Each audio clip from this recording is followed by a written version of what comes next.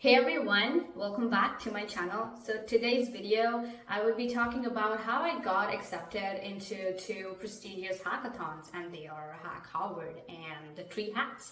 So HackHarvard is an annual hackathon which is organized by Harvard University every year, and TreeHacks is an annual hackathon organized by Stanford University every year. So I would be taking some research, talking about my tips and suggestions, like how I got in and my experience also at those hackathons. And if you're a CS major, definitely try participating in the hackathons and competition events, because it helps you to like show off your programming skills and get the programming profile, what do you need to show to the recruiters. So it's a great way. But again, not just CS people, these hackathons are limited to. It's open to everyone. All majors are welcome. And if you're a design major, you can show off your front-end or UI UX skills through these projects if you're creating a website or app, like digitals. And if you're engineering, if you're business, if you're bio, if it helps because you're technically helping in creating a solution to a problem. So it can be a physical product or a digital product. Now, I would encourage everyone to like at least participate in one hackathon and gain an experience what it's like to work in a fast-paced environment, whether it's 24 hours or 36 hours or 48 hours. So you should have that experience. So let's start with how I got in. I would talk first with HackHarvard. So HackHarvard, I technically participated for the year 2022, which was October.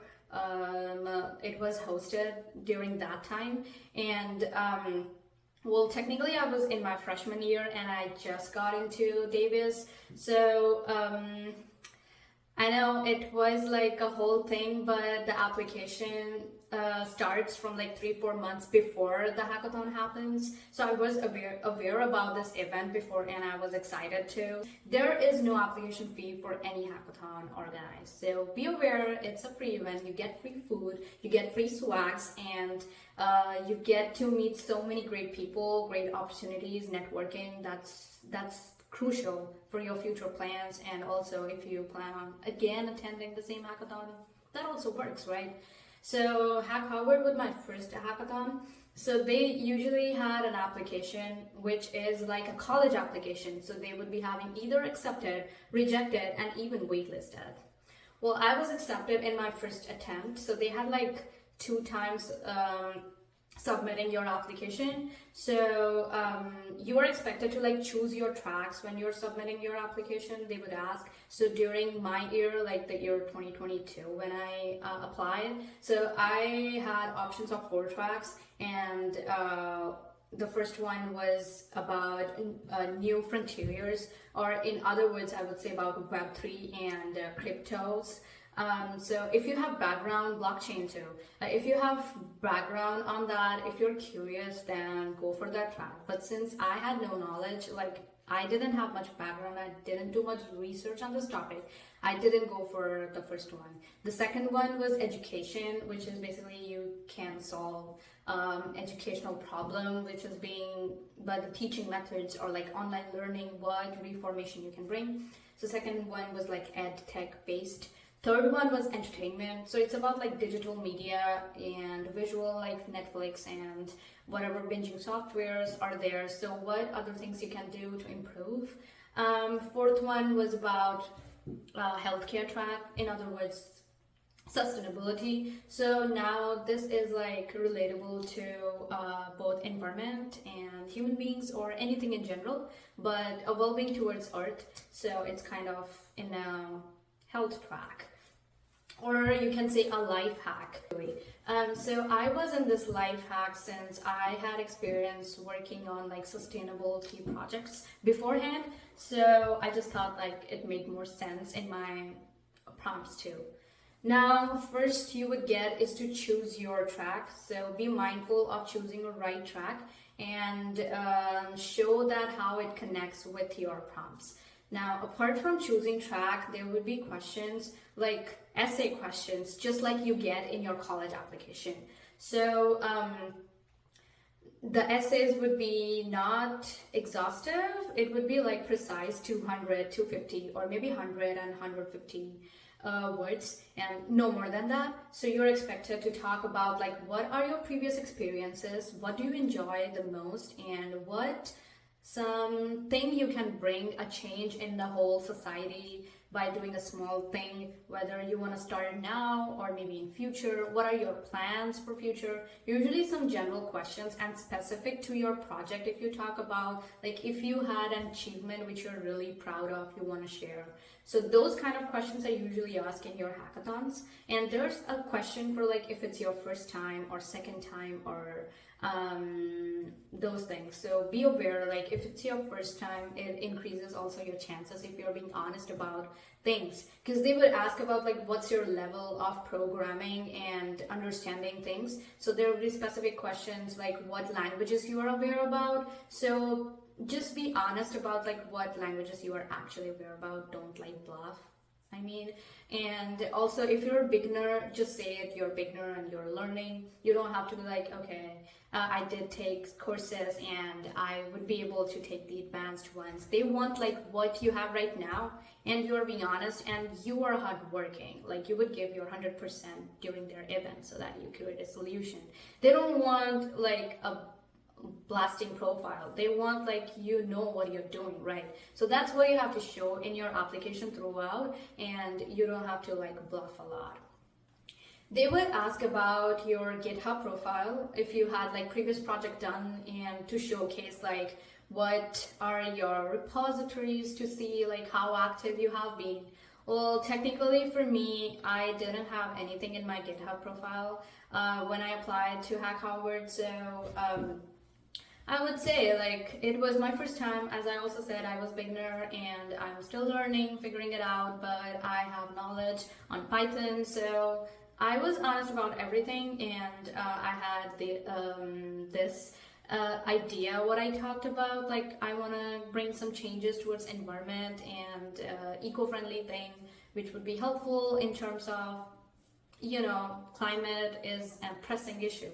So I took that and I focused more on that. So you have to think about like what aligns with your previous project experience and what you're thinking to bring, you know, what you can showcase. So these are the tips like that can help you in terms of knowing what an hackathon application looks like, and also what you are expected to like know beforehand and know after. Once you get accepted to the application, you would be added to a social media handle, which might be in a Discord or Slack. It depends upon, but for HackHarvard, it was a Discord server. So all accepted applicants were like added to a Discord server, and we had to find our teammates. So you can either apply as an individual person or you can apply as a whole team. Now sometimes with team, not all members might get an acceptance, like some might just like, you know, so that would be some of the worst scenarios. But I applied individual and I got in. So yeah, I think applying individual, don't be intimidated by that.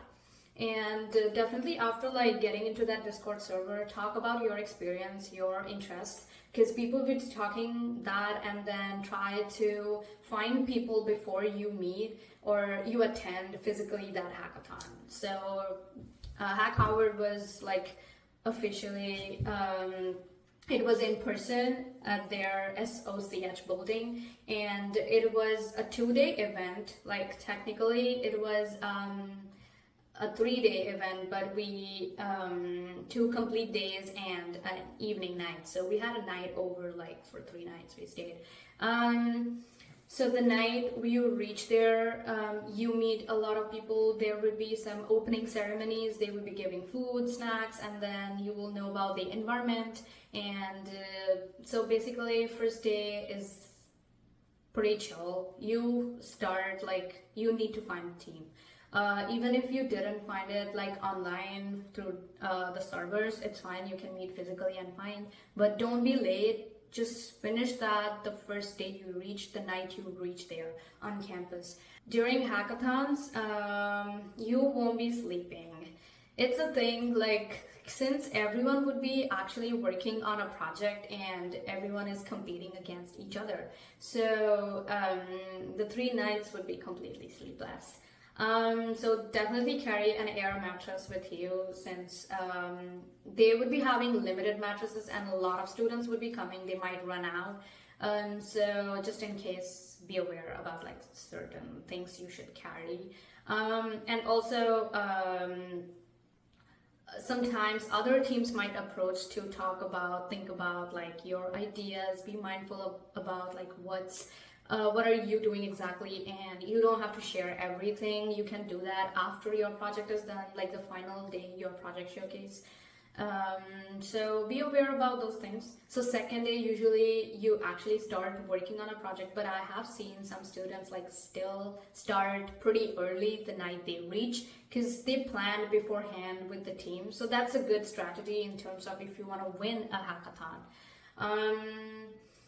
And so for the second day is like completely working on the project, and the third day you would be having a project showcase, which is usually in the morning time, and it's a whole scenario would be like an exhibition where you will get your assigned tables and there will be visitors. So these hackathons are like, organized and sponsored by a lot of startup companies and also big companies. Now they have a problem, they talk about their problems, and you have to create a solution. So the second day, those companies would be hosting workshops in which they would be talking about their digital tools and how you get access for free during that time in terms of finding them a solution. So be aware about like attending all those workshops, even if you might not be like aware about their technology, but still through that workshop, since it's beginner friendly, it would be helpful really in terms of finding what you want to build exactly in your hackathon. So I would encourage attending all of those workshop events. Sometimes for us in HackHarvard, I was in a team of 4, so 2 of us would be attending workshops and 2 of us would be working on project, and then we would be switching our shifts. So that's how like we did it. And also they do have networking events in terms of you can talk about your resume, since sometimes recruiters come in order to represent the company. So you can talk about your future plans and they can take your name if you want to apply for internships or jobs. So hackathons are a great way. And definitely the prestigious hackathons, they're really a good point to your resume.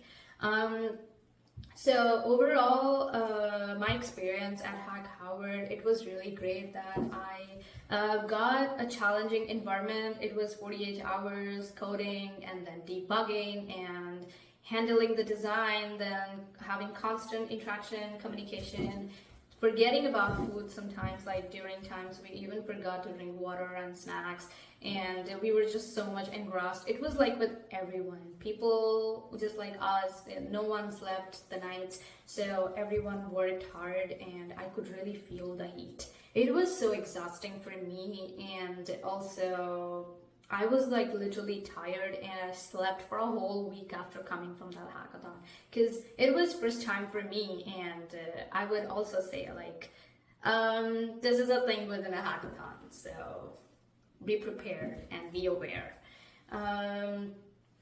So there's like a thing within you. It might be like, if you want to give a try, definitely go for it, and never ever think like be reluctant in terms of participate in everything, because even if you don't win, you still get an experience. And they do have like a lot of prizes for even first-time hackers, for like their track prizes, and then individual company sponsored prizes, and sometimes they do have raffles. And that's a great way, like you will get a lot of gifts, goodies and swags and all at the end of the day. And so you will really get a great experience. Now for TreeHacks. So TreeHacks usually happens during the winter, like a February mid. So I attended TreeHacks 2023, and it happened like February 17 to 19, and it was at their main building. And I was lucky enough to again get accepted for TreeHacks since in the application I talked about what experience I gained through HackHarvard, and which was my previous hackathon project. And definitely that was a bonus and plus on for applying TreeHacks immediately. So they had their application, I believe, like 2 months ago, and then again, they also have the same thing. Either you get accepted, rejected, or waitlisted. And they had similar prompts, but the questions were completely different from each other. But they had some relation, since they also asked about like what languages you know and what was your previous project experience, and if you have worked certain in a hackathon, like what did you exactly work on, and talk about more. If it's your first time, they did have an option for first time hackers. The tracks were pretty much the same, which was, I believe, like it's a thing among like hackathons at these universities. So they had the same tracks as HackHarvard had, and just the names were a bit different, but the themes were the same. And also they would ask you about the GitHub profile again, and I had a project to this, so I think it was just a bonus for me. And they did ask for like a travel stipend, in which they would be covering whatever travel fees you had. Well, for HackHarvard, it wasn't the case, but they limited the amount and then they changed it. So, but for Stanford, they kept like whole reimbursement if you took whatever means of travel. So they would just like waive off it. That was great. That was literally great. The food was great at Stanford. I liked it since they had Indian food. The way the day I came for the opening ceremony, it was really good. Stanford's TreeHacks was also like a 3-day event, in which 2 complete days and like 1 evening night. So that's like a 36-hour hackathon. It feels like 3 days, I would say, and 3 sleepless nights again. The experience was again great. I met so many great people there, and knowing students from like different universities and who were also working for TreeHacks, like organizing the events in terms of like bringing everyone. And then we got added to the Slack channel, those who got accepted, and I found my team members through that. And also, again, the startup companies or other tech companies come host their workshops, attend those. It was the same case for Stanford too. But the only difference I felt was like the food was different, and the environment. Like I met, it was more crowded for TreeHacks. Honestly, it was more crowded, because a lot of people literally came. People even like came from the East Coast. That was insane. They literally flew. And the one good thing about TreeHacks was like they had a whole plan in which they had one time for like having a tour towards the campus, and what are their important symbols and some iconic places. It was really fun to explore like all around campus, and I literally enjoyed it. And they did also showed about like different buildings which are like named after companies, which was like funny, and I found it also interesting. The whole layout it was so beautiful. Even Harvard campus is literally beautiful in terms of architecture, but I didn't really find a chance to like go each and every place, so it was just like me exploring. But the TreeHacks people had an event, so they had also a de-stress event in which they bought a lot of like puppies and all, and just like you have to pat them, and then it was like a whole, I was having a balanced time at TreeHacks, which was not the case at HackHarvard. We had our showcase. So basically in hackathons, you have to like submit through DevPost. So you have to create an account in DevPost and then talk about like what is your project about, and then upload pictures and talk about its working, and you have to then select what tracks or what kind of prizes.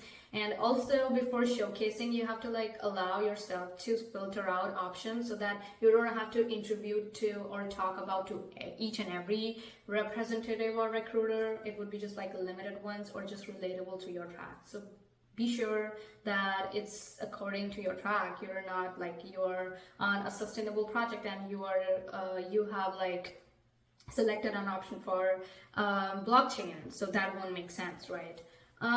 Sometimes like again I said there they had a lot of workshops, they had opening events, they had even brainstorming events which would help you. So they did provide some, like I believe at TreeHacks they provided us, like not for our project because we didn't make a physical project, we made a digital like website app which would be fully functioning, but the people had who made like drones, like physical products, so they did provide like chips and hardware and whatever things like Arduino and in terms of making the project, which was really great. So that was at the Stanford Design Center. They also literally, I joined them to like see how they were teaching, and within that like an hour span they taught like basic things to know about, and that was really helpful. So I would really encourage like each and everyone to attend those hackathons, and they are a great experience. No doubt it's exhausting for me. Again, I slept for a whole week after coming from these hackathons, but it's a great way. You would never forget. Like it's one of your memorable experience. You will meet great people, and yes. So this was my experience, and I did share about my tips and how I got in and how you can increase your chances. Even if you're waitlisted, don't worry. They'll get back to you. They won't like, you know what I mean? They won't ghost you. So they will definitely give you a notification, and just participate no matter what is the result. Even if you don't win, just go and attend. Be aware about the travel plans. Make sure, like, it usually happens during weekends, so you won't be missing classes, I'm pretty sure.